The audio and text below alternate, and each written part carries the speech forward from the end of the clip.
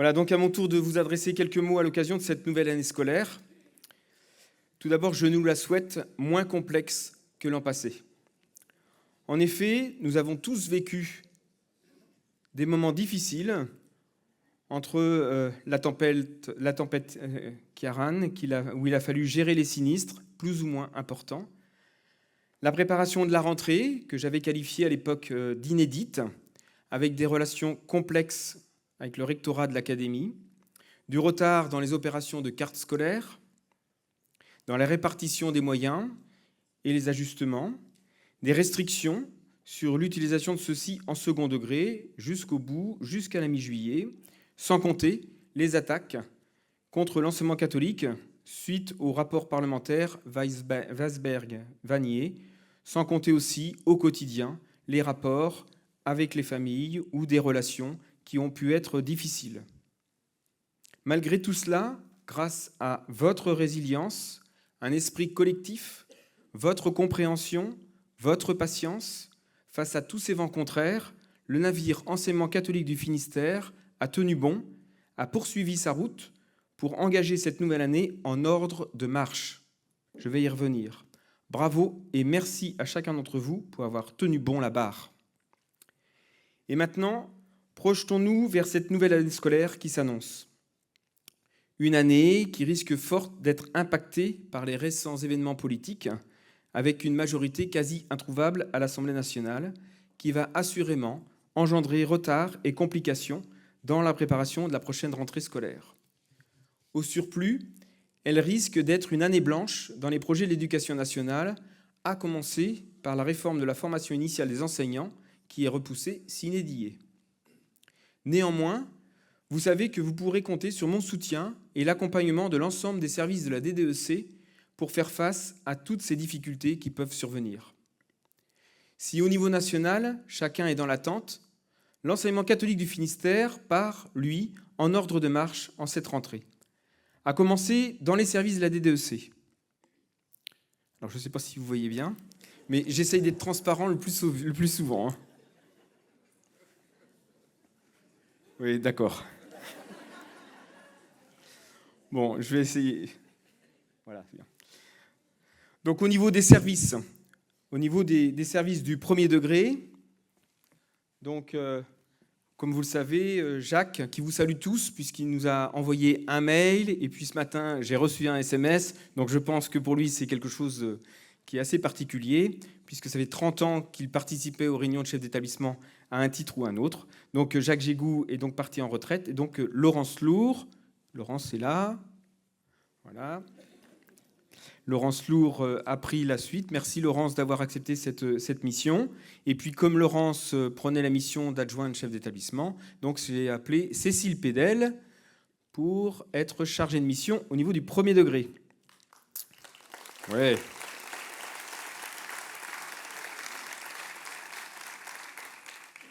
On va passer tout de suite au pôle économique, ressources humaines et immobilier. Et donc, au 1er septembre, c'est donc Olivier Cap qui prend la responsabilité de ce pôle. Et puis, vous le savez, Jean-Paul va faire valoir ses droits à la retraite à la fin septembre. Et donc, on a anticipé, à la fin décembre, pardon. Ah oui, voilà, vous suivez, merci. Et donc, Pierre Bricard a accepté aussi de prendre la responsabilité de la gestion premier degré au niveau de la gestion économique et financière. Pierre est où ? Voilà, il est là-bas. Merci Pierre.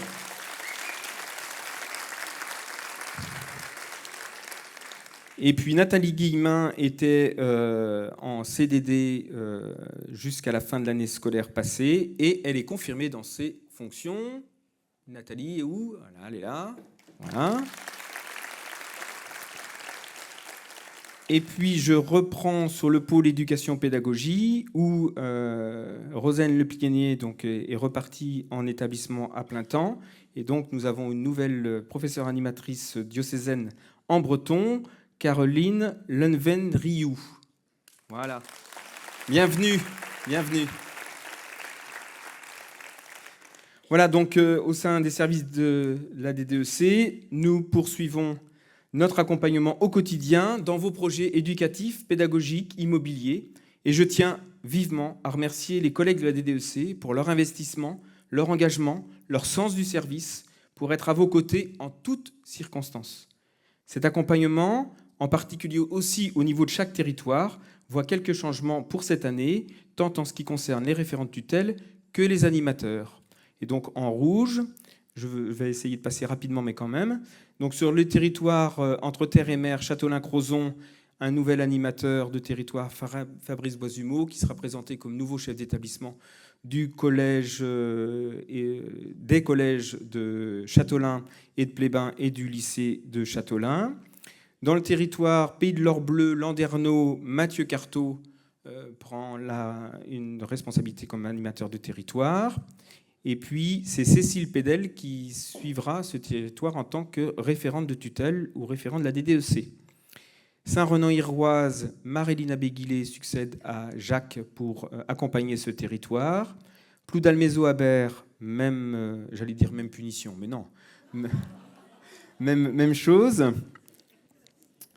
Pour le territoire Broglas-Kernic, donc c'est Cécile qui va accompagner ce territoire. Pour le territoire de Saint-Paul-de-Léon, c'est donc Gaëlle qui succède à Marilyn. Je continue et je vais terminer. Pour le Pays Bigoudin, c'est Jean-Yves qui va accompagner dorénavant le territoire du Pays Bigoudin. Et puis pour le territoire de Quimper, Vincent Sureau assurera ou co-assurera l'animation. Et puis pour l'Anilly-Sabert, deux nouveaux animateurs de territoire, Karine Kemener et Éric Galland. Voilà pour les référents de tutelle et les animateurs. Et donc pour ma part, je continuerai, entre autres, à venir vous rencontrer lors des rencontres de territoire au cours de cette année, comme j'ai pu le faire ces 2 dernières années. Donc merci aussi, dès que possible, de nous transmettre soit à Fanny, soit aux référents de tutelle, les dates de vos territoires pour que je puisse venir dans chacun des 22 territoires, comme je l'ai fait l'année dernière. Je crois que j'ai dû aller dans 21, parce que ça s'est mal passé. Enfin, pas mal passé, mais ça n'a pas été possible pour le 22e. Mais on a déjà fixé la date pour l'année prochaine, pour le 22e. Voilà, un enseignement catholique donc en ordre de marche au sein des services de la DDEC, un enseignement catholique aussi en ordre de marche dans chacun des établissements, avec des familles qui continuent à nous faire confiance et à être fidèles à notre réseau pour l'éducation de nos enfants, de leurs enfants. Malgré des relations parfois complexes avec celles-ci, qui peuvent prendre beaucoup d'énergie et de temps, le résultat est là, puisque même si les effectifs doivent être encore confirmés, le nombre d'élèves présents à la rentrée pourrait être supérieur aux prévisions. L'enseignement catholique du Finistère va donc de nouveau renforcer sa place dans le paysage de l'éducation et de la formation dans notre département.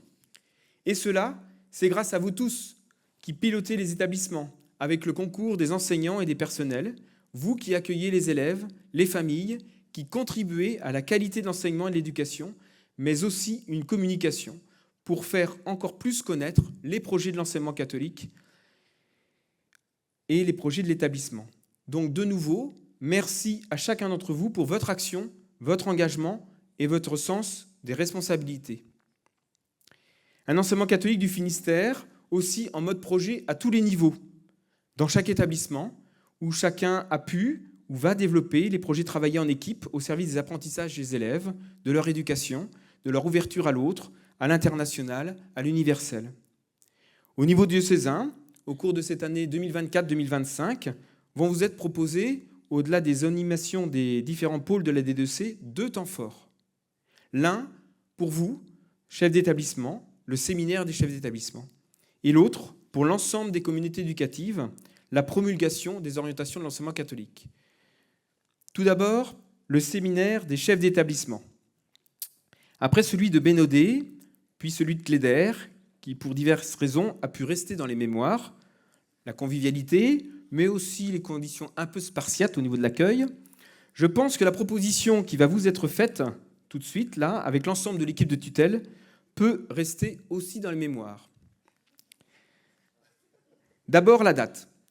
Ce séminaire se déroulera autour d'une date institutionnelle déjà connue, la réunion commune des chefs d'établissement du mercredi 16 octobre. Donc ça va arriver vite. Ensuite, le lieu, et c'est peut-être là où on va innover.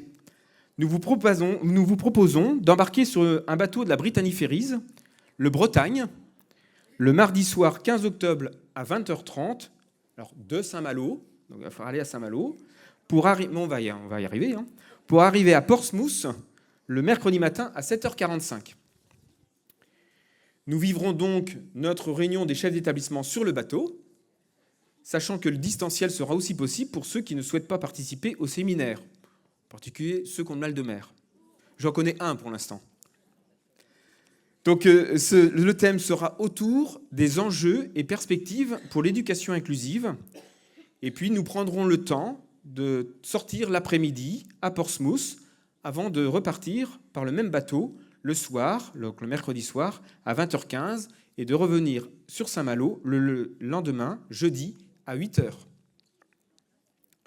La Brittany Ferries nous a proposé des conditions financières très avantageuses qui sont sur la diapo derrière moi et donc des conditions qui vous seront précisées et communiquées dès le début de semaine prochaine avec un bulletin d'inscription par la lettre d'info de l'enseignement catholique du Finistère. Un élément fondamental, la nécessité d'avoir un passeport valide, puisque nous allons en Grande-Bretagne. Donc pour ceux qui n'en ont pas un, il est encore possible d'en faire un, mais il faut s'en occuper de suite. Alors pas de suite, mais dès demain matin. Voilà. Donc c'est une proposition inédite et exceptionnelle que nous vous faisons, et nous espérons qu'elle vous touche, comme elle nous a touchés nous aussi, et que vous pourrez vous organiser, parce qu'il y a ça aussi, et que nous serons nombreux à vivre cette expérience. Voilà, premier temps fort.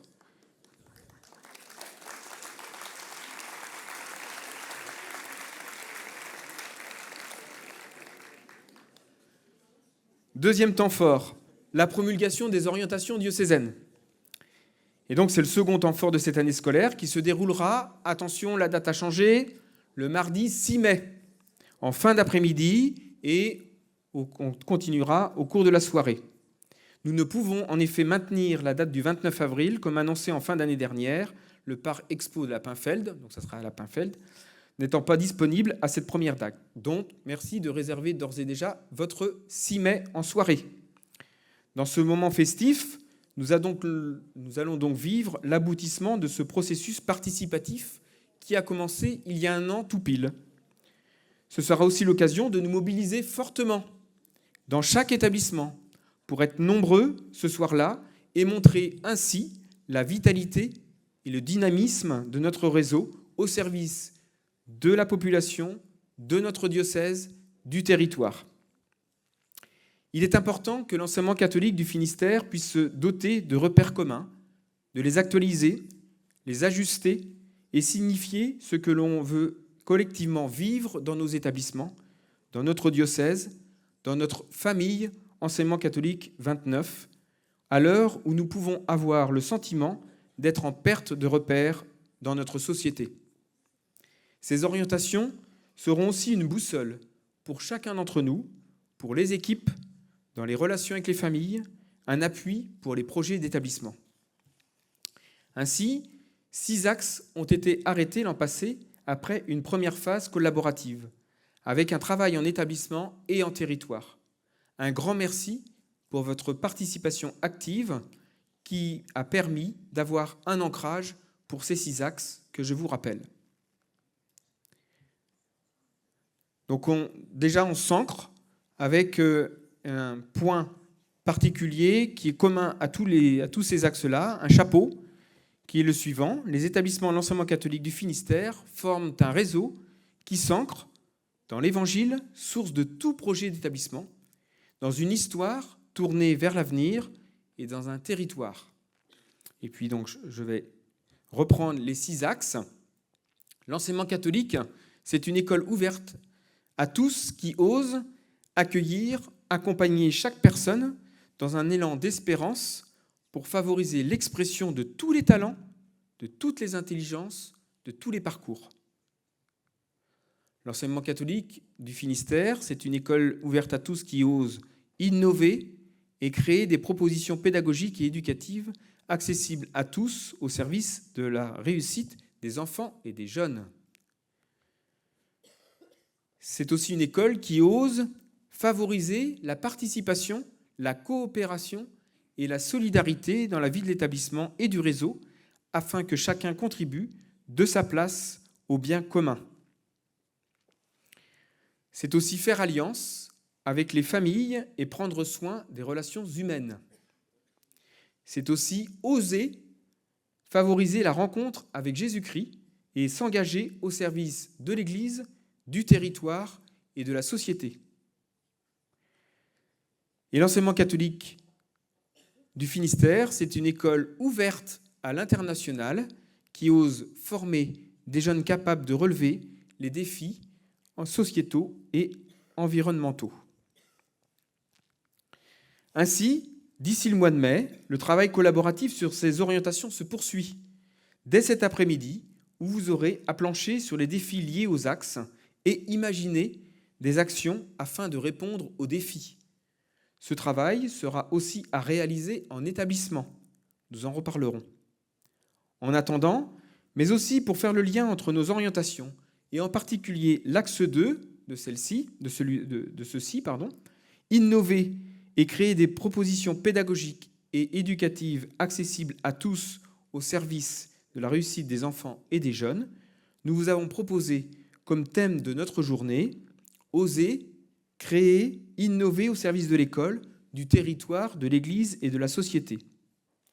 En effet, de tout temps, l'homme, avec un grand H, a osé, créer, innover pour survivre dans un premier temps, pour permettre après de vivre dans de meilleures conditions, à la fois pour lui-même, mais aussi pour les autres. Aujourd'hui, nous continuons sur cette lancée. Et ce matin, nos 4 grands témoins, dans des domaines différents, font preuve d'audace, de persévérance, de conviction, de pragmatisme, de foi, afin de permettre d'améliorer notre quotidien, de pallier les difficultés rencontrées, de s'adapter aux contraintes.